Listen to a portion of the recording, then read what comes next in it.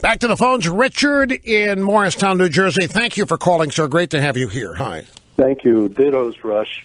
I wanted to comment on your analysis of the Republican establishment focusing their energy not on winning, but on keeping their jobs. And I think it's as relevant today as Eisenhower's warning against the military-industrial complex was in the 50s.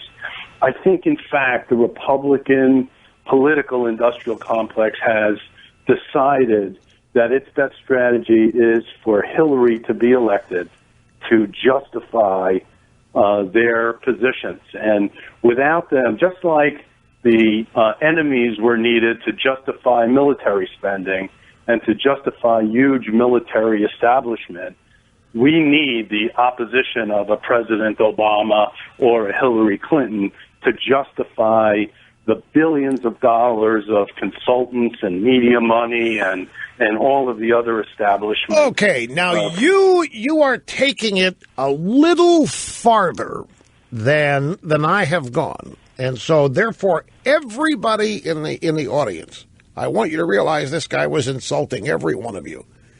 Every one of you that's not supporting Trump, you are supporting Hillary because you want... I'm just kidding. I'm trying to say this. Doing that would be as crazy as getting mad at me. But look at what this guy's saying. I know what he's saying.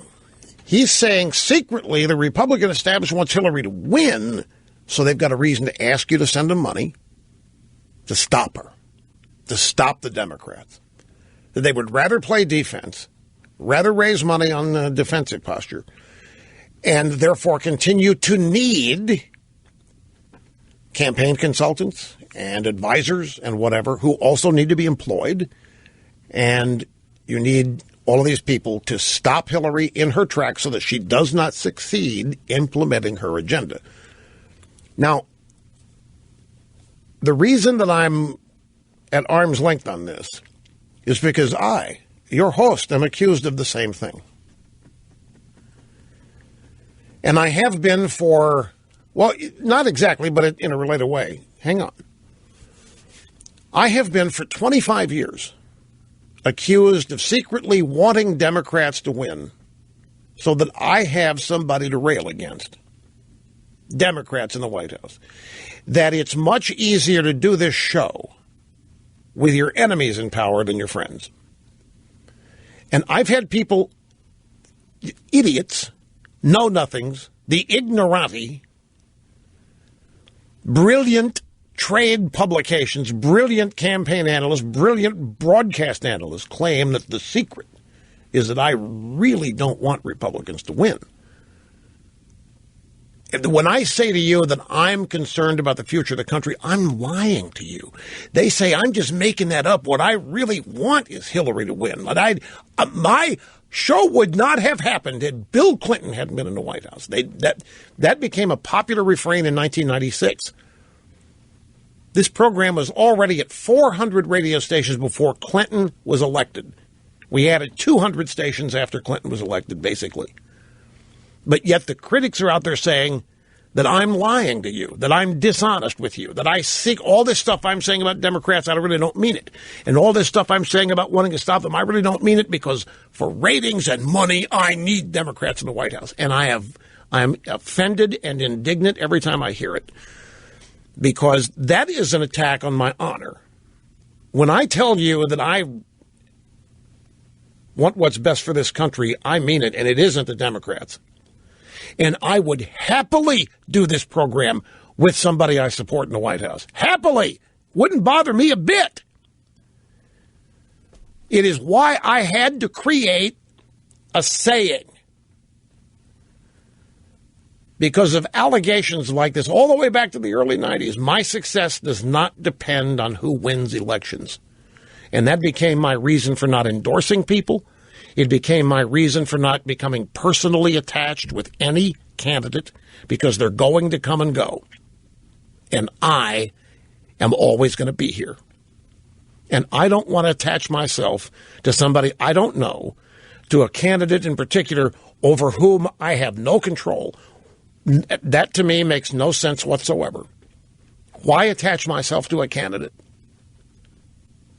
who may one day become the exact opposite of what he campaigned on? And then it's going to be up to me to defend it?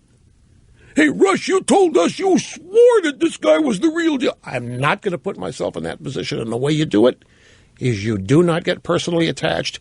You don't become friends, and you do not become surrogates in terms of campaign aides or what have you. Because this is serious stuff to me. It's a radio show, and ingredients required there. But the end result of all this is very, very serious to me. The future of this country is very, very serious to me. It is the essence of my existence to maintain this country as founded, doing whatever I can here. But it does not include hitching myself to people over whom I have no influence or control. So I'm always at arm's length analyzing, explaining, opining, informing, what have you. Now, when we get down to just two candidates, primaries are over, well, then everything changes. And like I say, there is not a single scenario in which I vote for Hillary Clinton. Not one. And I can't tell you how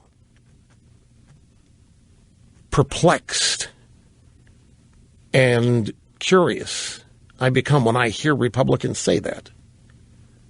Really? Really?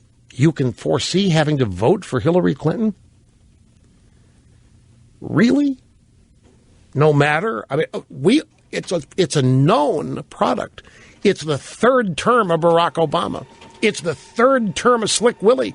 It's the continuation of radical leftist judges all through the court system.